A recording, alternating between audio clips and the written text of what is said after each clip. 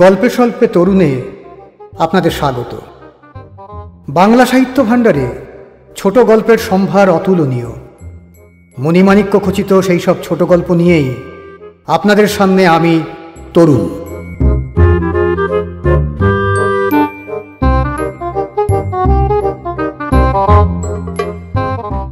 আজকের গল্প বটেশ্বরের অবদান।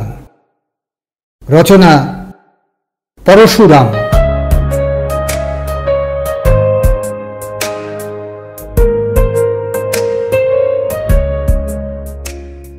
বটেশ্বর শিকদার একজন প্রখ্যাত গ্রন্থকার এবং বাণীর একনিষ্ঠ সাধক, অর্থাৎ পেশাদার লেখক। যাদের লেখা ছাড়া অন্য কর্ম নেই তাদের প্রায় অর্থাভাব দেখা যায়, কিন্তু বটেশ্বর ধনী লোক। এই ব্যতিক্রমের কারণ তিনি প্রথম শ্রেণীর সাহিত্যিক, শুধু বড় উপন্যাস লেখেন। দ্বিতীয় বা তৃতীয় শ্রেণীর লেখকদের মতন ছোট গল্প, প্রবন্ধ, কবিতা, রম্যরচনা, ব্রহ্মরচনা ইত্যাদি লিখে প্রতিভার অপচয় করেন না। তার কোনো উপন্যাস 700 পৃষ্ঠার কম নয় এবং প্রকাশের সঙ্গে সঙ্গে বাংলাদেশের বুভুক্ষু পাঠক পাঠিকারা তা গোগ্রাসে পড়ে ফেলেন এবং পরবর্তী রচনার জন্য ব্যগ্র হয়ে প্রতীক্ষা করেন। সম্প্রতি তাঁর 65তম জন্মদিনের উৎসব খুব ঘটা করে অনুষ্ঠিত হয়েছে। সকালবেলা বটেশ্বর তার সাধন কক্ষে বসে লিখছেন এবং মাঝে মাঝে একটি বড় টিপট থেকে চা ঢেলে খাচ্ছেন। এমন সময় একটি অচেনা যুবক ঘরে এসে ঝুঁকে নমস্কার করে বলল, আমার নাম প্রিয়ব্রত রায়, 5 মিনিট সময় দিতে পারবেন কি? আগন্তুকের বয়স প্রায় 30, সুশ্রী চেহারা, শয্যায় দারিদ্র্যের লক্ষণ নেই, পারিপাট্যও নেই। বটেশ্বর একটা চেয়ার দেখিয়ে বললেন, বসো, নতুন পত্রিকা বার করছো, তার জন্যে আমার লেখা চাও, এই তো? আগেই বলে দিচ্ছি, আমি কল্পতরু নই, যে চাইবে তাকেই লেখা দিতে পারি না। একটা আশীর্বাণী যদি চাও তো দিতে পারি, 10 টাকা লাগবে। প্রিয়ব্রত বলল, আগে লেখার জন্য আপনাকে বিরক্ত করতে আসিনি, শুধু একটি কথা জানতে এসেছি। প্রগামিনী পত্রিকায় কে থাকে কে যায় নামে আপনার যে গল্পটি বার হচ্ছে তা শেষ হতে আর ক মাস লাগবে, দয়া করে বলবেন কি? আরো 6-7 মাস লাগবে। কেন বলো তো? কেমন লাগছে লেখাটা? অতি চমৎকার, সব চরিত্র যেন জীবন্ত। বড্ড কৌতূহল হচ্ছে, তাই জানতে এসেছি। গল্পের নায়িকা ওই অলকা মেয়েটি যে টিভি স্যানিটারিয়ামে আছে, সে সেরে উঠবে তো? প্রিয়ব্রতর আগ্রহ দেখে বটেশ্বর খুশি হলেন, একটু হেসে বললেন, তা তোমাকে বলবো কেন? প্লট আগেই ফাঁস করে দিলে রচনার রসভঙ্গ হয়। হাত জোর করে প্রিয়ব্রত বলল, স্যার, দয়া করে অলকাকে বাঁচিয়ে দেবেন। তোমার তো বড় অদ্ভুত আবদার হে। গল্পের নায়িকার জন্য এত ভাবনা কেন? লোকে মিলনান্ত বিয়োগান্ত দুরকম গল্পই চায়। তোমার ফরমাস মতন আমি লিখতে পারি না। মিলনান্ত চাও তো আমার কাড়াকাড়ি, তেটানা এইসব পড়তে পারো। প্রিয়ব্রত করুণ স্বরে বলল, দয়া করুন স্যার। তুমি একটি আস্ত পাগল। এখন যাও, আমার ঢের কাজ। অলকার জন্যে মাথা খারাপ না করে নিজের চিকিৎসা করা হবে। নিশ্চয়ই তোমার মনের রোগ আছে। প্রিয়ব্রত বিষণ্ণ মুখে মাথা নিচু করে আস্তে আস্তে ঘর থেকে চলে গেল। রাত 9:30টার সময় বটেশ্বর খেতে যাচ্ছেন। এমন সময় টেলিফোন বেজে উঠল। রিসিভার ধরে বললেন, কাকে চান? হ্যাঁ হ্যাঁ হ্যাঁ হ্যাঁ, আমি বটেশ্বর। আপনি কে? উত্তর এলো, নমস্কার, আমি ডাক্তার সঞ্জীব চাটুর্যে। আপনার কাছে একটু বিশেষ দরকার আছে। কাল সকাল 8টার সময় যদি যাই, আপনার অসুবিধা হবে না তো? বটেশ্বর বললেন, না না, আপনি আসতে পারেন। কি দরকার বলুন তো? সাক্ষাৎই সব বলবো স্যার। আচ্ছা, নমস্কার। ডাক্তার সঞ্জীব চাটুর্যের নাম বটেশ্বর শুনেছেন। বছর 2 হল বিলাত থেকে ফিরেছেন। বয়স বেশি নয়, খুব নাকি ভালো সার্জন, বেশ পসার হয়েছে। পরদিন সকালে সঞ্জীব ডাক্তার এসে বললেন, গুড মর্নিং স্যার, আপনার মহামূল্য সময় আমি নষ্ট করব না, 10 মিনিটের মধ্যেই বক্তব্য শেষ করব। ওহ, কি আশ্চর্য আপনার ক্ষমতা! প্রগামিনী পত্রিকায় কে থাকে কে যায় নামে যে গল্পটি লিখছেন তার তুলনা নেই। দেশশুদ্ধ লোক মুগ্ধ হয়ে গেছে। শরৎ চাটুর্যে, তারাশঙ্কর, বনফুল, প্রবোধ স্যান্ডেল সবাইকে কাত করে দিয়েছেন মশাই। বটেশ্বর সহাস্যে বললেন, হ্যাঁ, আপনার তো খুব প্র্যাকটিস শুনতে পাই, আমার লেখা পড়বার সময় পান কি করে?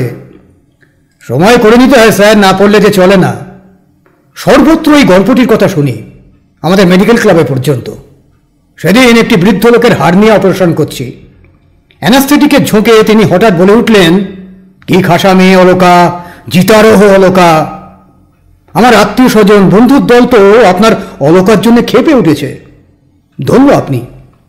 সকলেই বলে এখনকার সাহিত্য সম্রাট হচ্ছেন শ্রী বটেশ্বর শিকদার। তাঁর কাছে দামোদর নস্কর গল্প সরস্বতী দাঁড়াতেই পারেন না।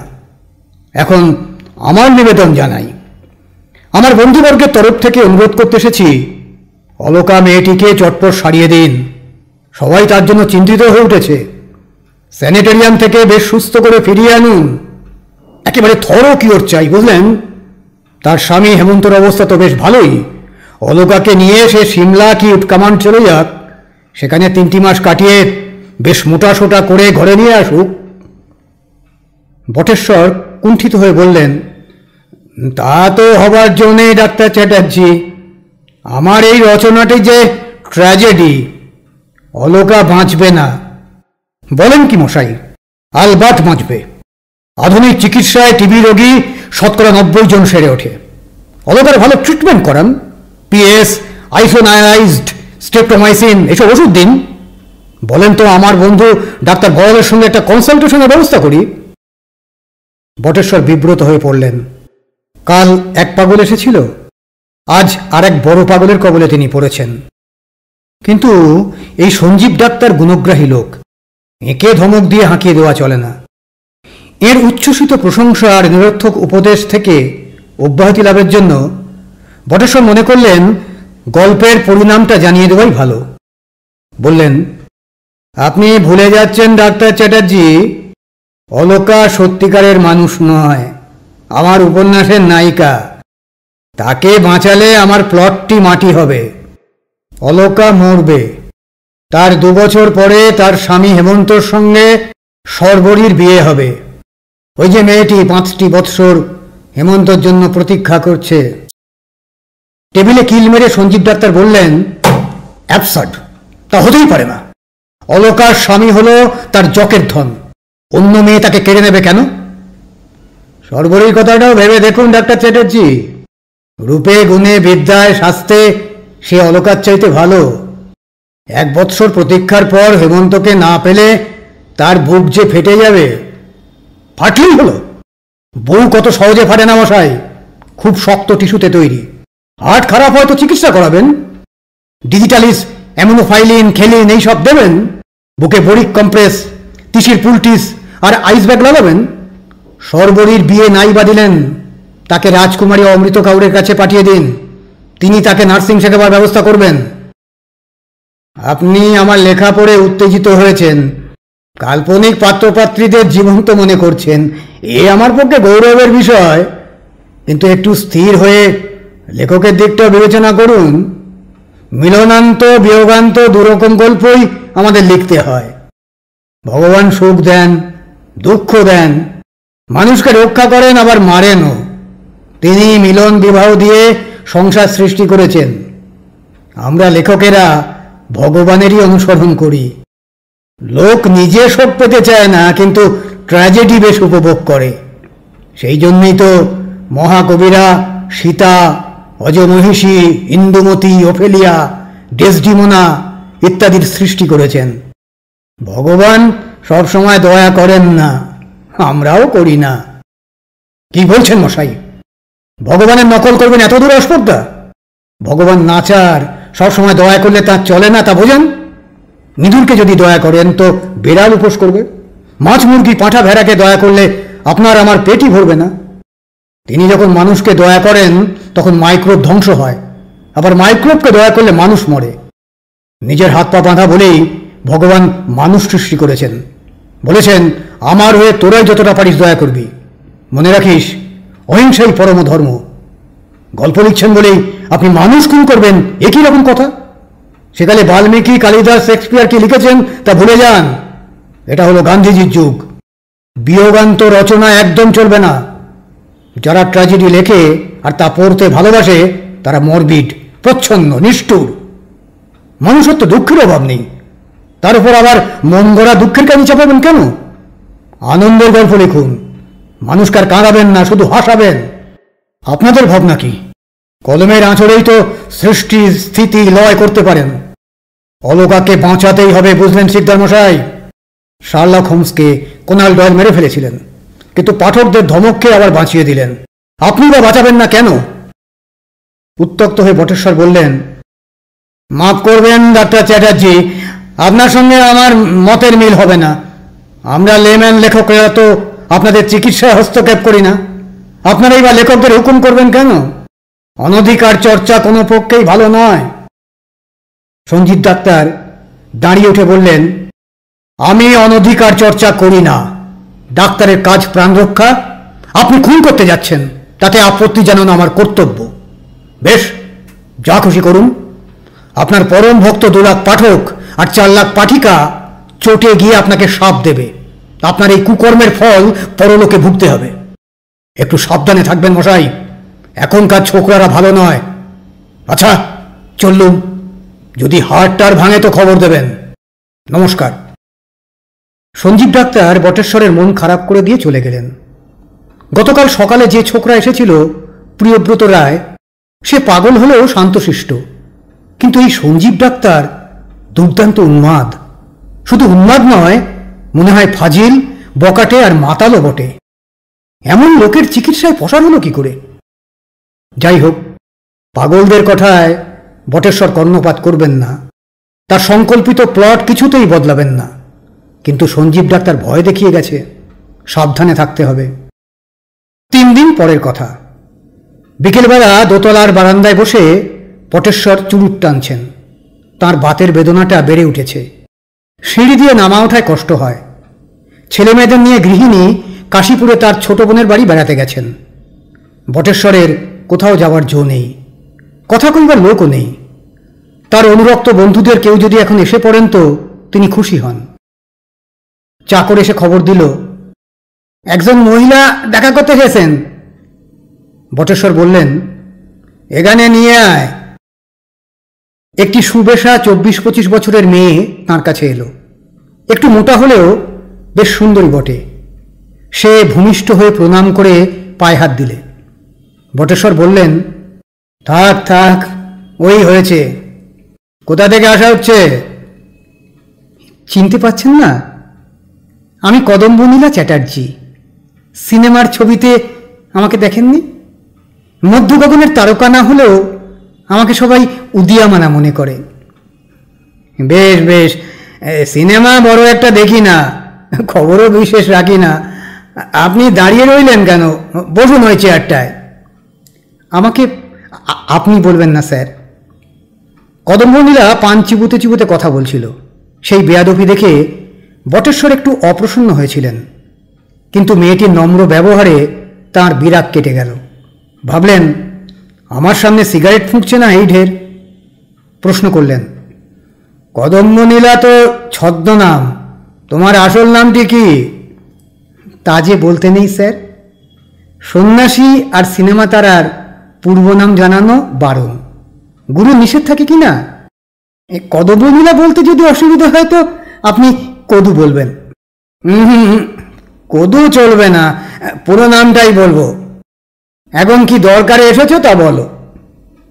মাথা পিছনে হেলিয়ে চোখ আধবোজা করে গদগদ স্বরে কদম্বনীলা বলল, উফ, কি আশ্চর্য গল্প আপনি লিখেছেন দাদু। ওই প্রোগ্রামিনী পত্রিকায় যেটি ক্রমশ বেরুচ্ছে, সবাই ধন্য ধন্য করছে, বলছে এত বড় সৃষ্টি বাংলা সাহিত্যে এ পর্যন্ত আর হয়নি। আমি একটি প্রস্তাব এনেছি, বিজনেস প্রপোজাল। ওই গল্পটির ছবি অতি চমৎকার হবে। লালা নেবুচাঁদ নাজার 10 লাখ পর্যন্ত খরচ করতে প্রস্তুত আছেন। আপনার নায়িকা অলকার পাঠ আমিই নেব। দেবকী বোস কি অন্য কোনো উপযুক্ত লোককে ডিরেকশনের ভার দেওয়া হবে।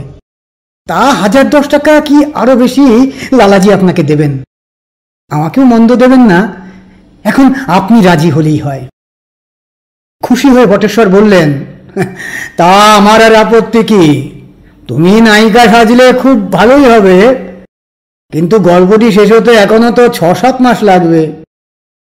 তার জন্য ভাববেন না দাদু, আমারও এখন অনেক এনগেজমেন্ট। 7 মাস আমি বোম্বাইয়ে ব্যস্ত থাকব। নেবুচাঁদজিও থাকবেন।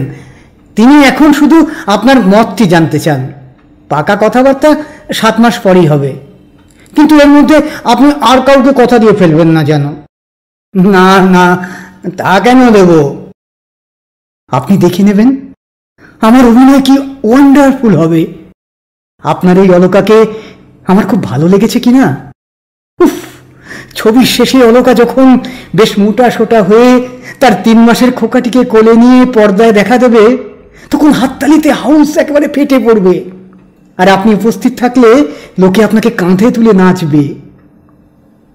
বটেশ্বর ত্রস্ত হয়ে বললেন, এই মাটি করলে সব শেয়ালের এক রা। আমাকে পাগল না করে তোমরা ছাড়বে না দেখছি। শোনো কদম্বনীলা, আমার গল্পটি বিয়োগান্ত। অলকা মরবে। 2 বছর পরে তার স্বামী হেমন্তর সঙ্গে সর্বরীর বিয়ে হবে। চমকে উঠে চোখ কপালে তুলে কদম্বনীলা বলল, হ্যাঁ, অলকাকে মারবেন? তবে আমি ওতে নেই, ও আমি পারবো না। নিশ্চয়ই পারবে। ট্র্যাজেডির নায়িকা সেজেও তো চমৎকার অভিনয় করা যায়। তা হতেই পারে না। মরতে আমি মোটেই রাজি নই, অলকা সেজেও নয়। আপনি সব মাটি করে দিলেন দাদু। মিছেই এখানে এসে আপনাকে বিরক্ত করলুম। তাহলে চললুম গল্প সরস্বতী দামোদর নস্করের সঙ্গে কথা বলে গিয়ে। তার মানস মোরালি উপন্যাসটি অপূর্ব হয়েছে। তার নায়িকা মঞ্জুলার পাঠটিও আমার বেশ পছন্দ। বটেশ্বর চঞ্চল হয়ে উঠলেন। দিন কতক আগে দুন্দুভি পত্রিকায় একটি গণ্ডমূর্খ সমালোচক লিখেছিল, দামোদর নস্করের গল্প যুগ চেতনা, সমাজ চেতনা, যৌন চেতনায় পরিপূর্ণ। বটেশ্বর শিকদারের রচনা একেবারে অচেতন, শুধু চর্বিত চর্বণ। এই সমালোচনা পড়ার পর থেকে দামোদরের নাম শুনলে বটেশ্বর কেঁপে ওঠেন। উত্তেজিত হয়ে হাত নেড়ে বললেন, খবরদার ওটার কাছে যেও না। অত ব্যস্ত হচ্ছ কেন? 2 দিন সময় আমাকে দাও, ভেবে দেখি অলকাকে বাঁচিয়ে গল্পটি মিলনান্ত করে চলে কিনা। ভাবনার যে সময় নেই দাদু। কালই আমি বোম্বাই চলে যাচ্ছি। আজকের মধ্যে একটা হেস্তনেস্ত করে নেবুচাঁদজিকে জানাতে হবে। গালে হাত দিয়ে একটু ভেবে বটেশ্বর বললেন, আচ্ছা আচ্ছা, অলকাকে বাঁচিয়েই রাখবো। সর্বরই না হ্যাঁ মরবে। অন্য কারো কাছে তোমাকে যেতে হবে না। জানো কদম্বনীলা, আমরা গল্প লিখিয়েরা হচ্ছি সর্বশক্তিমান। কলমের খোঁচায় সৃষ্টি স্থিতি লয় করতে পারি। কদম্বনীলা উৎফুল্ল হয়ে বলল, থ্যাংক ইউ দাদু, এই তো লক্ষ্মী ছেলের মতন কথা। দিন পায়ের ধুলো। গল্পটি কিন্তু বেশ ভালো করে শেষ করতে হবে।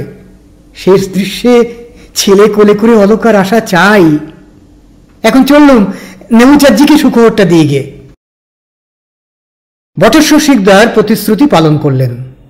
তার গল্প কে থাকে কে যায় মিলনান্ত রূপেই সমাপ্ত হল। কিন্তু 8 মাস হতে চলল, কদম্বনীলা দেখা নেই কেন? তার ঠিকানাটাও জানেন না যে চিঠি লিখে খবর দেবেন। সকালবেলা বটেশ্বর তার নিচের ঘরে বসে নিবিষ্ট হয়ে একটি নতুন গল্প লিখছেন, মন নিয়ে ছিনিমিনি। সহসা একটা চেনা গলার আওয়াজ তার কানে এলো। আসতে পারি সিদ্ধমশাই? ডাক্তার সঞ্জীব চাটুর্যে ঘরে প্রবেশ করলেন। তার পিছনে প্রিয়ব্রত রায় এবং একটি অচেনা মেয়ে। সঞ্জীব ডাক্তার বললেন, গুড মর্নিং স্যার। ও, আপনার সেই গল্পটিকে একেবারে মহত্তম অবদান বানিয়েছেন মশাই। একে নিশ্চয়ই চিনতে পেরেছেন, প্রিয়ব্রত রায়, যাকে আপনি পাগল বলে হাঁকিয়ে দিয়েছিলেন। আর এই দেখুন আপনার অলকা, আপনি যার প্রাণ রক্ষা করেছেন। বটেশ্বরকে প্রণাম করে তার পায়ের কাছে অলকা একটি পাতলা কাগজে মোড়া বড় কৌটো রাখল। সঞ্জীব ডাক্তার বললেন, আপনার জন্য অলকা নিজের হাতে ছানার মালপো করে এনেছে, খাবেন স্যার? হতভম্ব হয়ে বটেশ্বর বললেন, কিছুই তো বুঝতে পারছি না। এটা হলো আপনার গল্পের সত্যিকারের উপসংহার। বুঝিয়ে দিচ্ছি, শুনুন। এই হচ্ছে অলকা, প্রিয়ব্রত স্ত্রী, আমার শালী, মানে আমার স্ত্রীর মাস্তুতো বোন। অলকা বছরখানিক স্যানিটোরিয়ামে ছিল, বেশ সেরেও উঠেছিল। কুক্ষণে এর হাতে এলো প্রোগ্রামিনী পত্রিকা। আপনার গল্প পড়তে পড়তে এর মাথায় এক বেয়ারা ধারণা এলো, গল্পের অলকা যদি বাঁচে তবেই আমি বাঁচব, সে যদি মরে তবে আমিও মরব। আমরা অনেক বোঝালুম, ওসব রাবিশ গল্প পড়ে মাথা খারাপ করো না, তুমি তো সেরেই উঠছ। কিন্তু অলকার বদ খেয়াল কিছুতেই দূর হলো না, রেগুলার অবসেশন। অগত্যা ওর স্বামী এই প্রিয়ব্রত আপনার দ্বারস্থ হলো। আপনি ওকে পাগল বলে হাঁকিয়ে দিলেন। তারপর আমি এসে আপনাকে একটি সারগর্ভ লেকচার দিলুম। আপনি তো চোটেই উঠলেন। তখন আমার স্ত্রী বলল, তোমাদের দিয়ে কিচ্ছু হবে না, যত সব অকম্মার ধাড়ি, আমি যাচ্ছি, দেখি বুড়োকে বাঘ বানাতে পারি কিনা। সে আপনার সঙ্গে দেখা করে 5 মিনিটের মধ্যে কাজ হাসিল করল। আপনি গল্পের প্লট বদলালেন, অলকাও চটপট সেরে উঠল। এখন কিরকম মুটিয়েছে দেখুন। বটেশ্বর বললেন, কিন্তু আমার কাছে যিনি এসেছিলেন তিনি তো সিনেমা অভিনেত্রী কদম্বনীলা চ্যাটার্জি। ওর 14 পুরুষ কখনো সিনেমায় নামেনি। ও হলো আমার স্ত্রী অনিলা, নাম ভারিয়ে কদম্বনীলা সেজে আপনাকে ঠকিয়ে গেছে। অতি ধরিবাজ মহিলা মশাই। যাক, এখন আপনি এই আসল অলকাকে ভালো করে আশীর্বাদ করুন দেখি। হ্যাঁ হ্যাঁ, নিশ্চয়ই করব।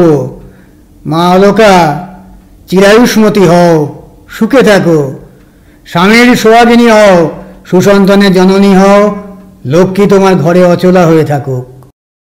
আচ্ছা ডাক্তার, সব তো বুঝলুম, কিন্তু আপনার স্ত্রী অনিলা না কদম্বানীলা এলেন না কেন? আসবে কি করে ভাই? সে আছে ম্যাটার্নিটি হবে, তার একটা খোকা হয়েছে, পাক্কা 10 পাউন্ড ওজন। অনিলা চাঙ্গা হয়ে উঠুক, তারপর আপনার কাছে এসে ধাপ্পাবাজির জন্য মাপ চাইবে।